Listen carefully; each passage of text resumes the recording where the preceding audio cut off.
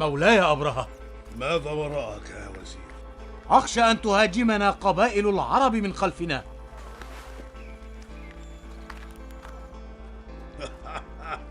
لا من خلفنا ولا من أمامنا، ولن يأتينا سهم واحد من العرب. ما هذه الثقة يا مولاي؟ اسمع يا وزير، إن أهل مكة أهل تجارة وليسوا أهل حرب. وأهل حمير واليمن يا مولاي لا فرق لهم، فالعرب نائمون عنا. العرب ليسوا أهل قتال، فسر ولا تخف. يا عبد المطلب، يا سيد قريش، لماذا لا تجمع قريش أحلافها وتقاتل أبرهة؟ يقولون إن أبرهة جاء بجيش لا قبل للعرب به.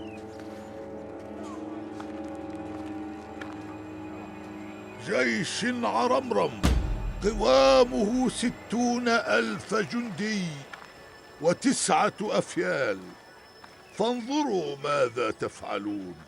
لئن لم يجتمع العرب للدفاع عن بيت الله الحرام أصابنا الله بنوازل لا قبل لنا بها. والله ليس فينا من جبان ولا خائن، ولكنه الواقع الذي نصادفه. لا قبل لنا بجيوش أبرهة.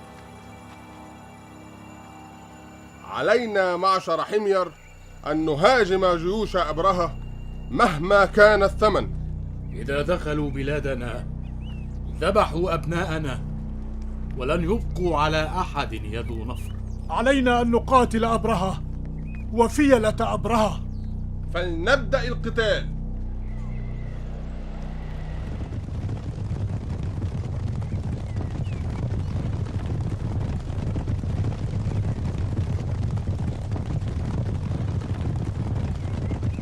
Abraham started his plan to demolish Al-Kaaba, and he equipped his forces to do so. Abraha avait commencé à réaliser son plan pour détruire la Kaaba. Aussi, il avait armé ses hommes pour le faire.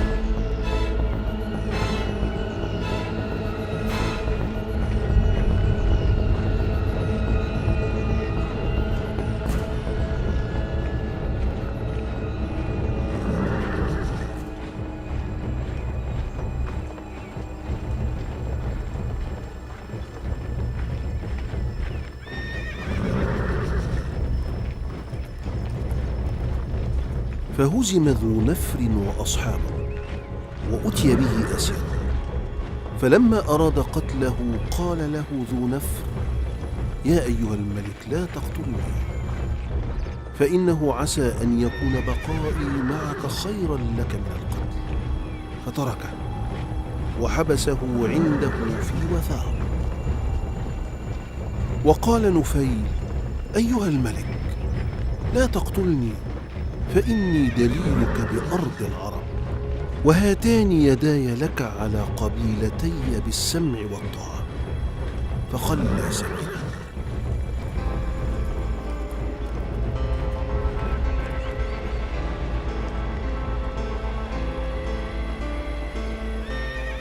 وهكذا تفرقت القبائل في قتال أبرهة، وقاتلت كل قبيلة عن نفسها، فهزمهم حتى وصل إلى مشارف مكة، فأخذ 200 بعير لعبد المطلب بن هاشم. لم يكن أبرهة ليفعل هذا لولا الضعف الذي رآه من معشر العرب.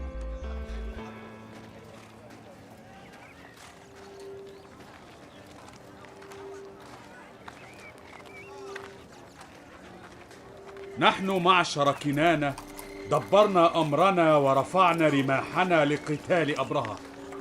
وكذلك هذيل. ليس لنا طاقة بهم. أتتركهم بعدما أخذوا بعيرك يا سيد قريش؟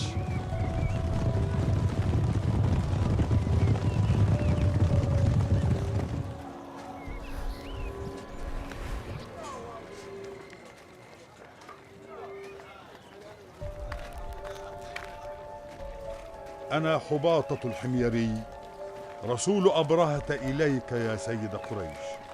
ماذا تريد؟ الملك يقول لك: إني لم آتي لحربكم، إنما جئت لهدم هذا البيت. ولا نحن نريد حربا، وما لنا بذلك من طاقة. فانطلق معي إلى أبرهة. لا تذهب يا سيد قريش.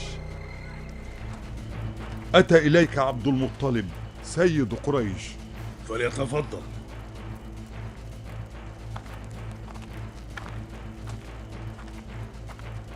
أريد إبلي أيها الملك. تريد إبلك؟ أتيت لأهدم بيتكم، البيت الحرام كما تسمونه، وتقول أريد إبلي؟ نعم، أريد إبلي، فأنا رب الإبل. والبيت؟ للبيت رب يحميه.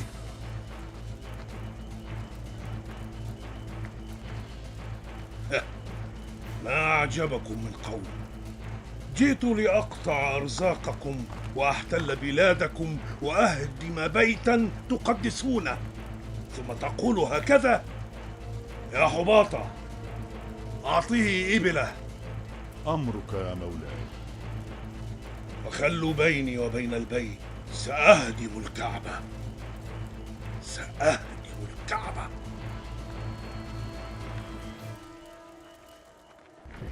وبينما هما في وادي محسر بين المزدلفة ومنى، أقبل نفيل بن حبيب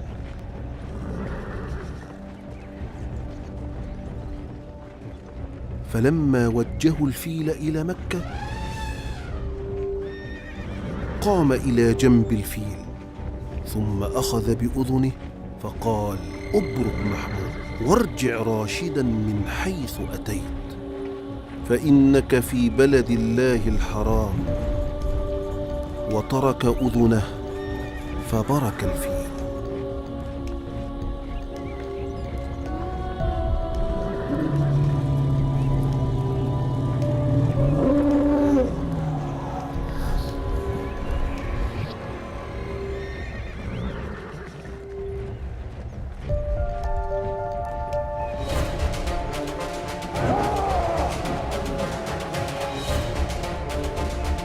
برك الفيل ولم يقم ليتقدم إلى الكعبة. وكانوا كلما وجهوه إلى الجنوب أو الشمال يقوم ويهرول. وبينما هم كذلك إذ أرسل الله عليهم طيرا أبابيل ترميهم بحجارة من سجيل.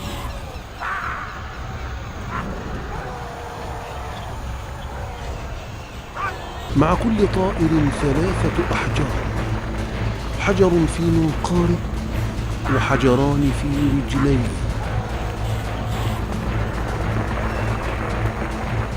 لا تصيب أحدا إلا صار تتقطع أعضاؤه، ففروا هاربين يموج بعضهم في بعض.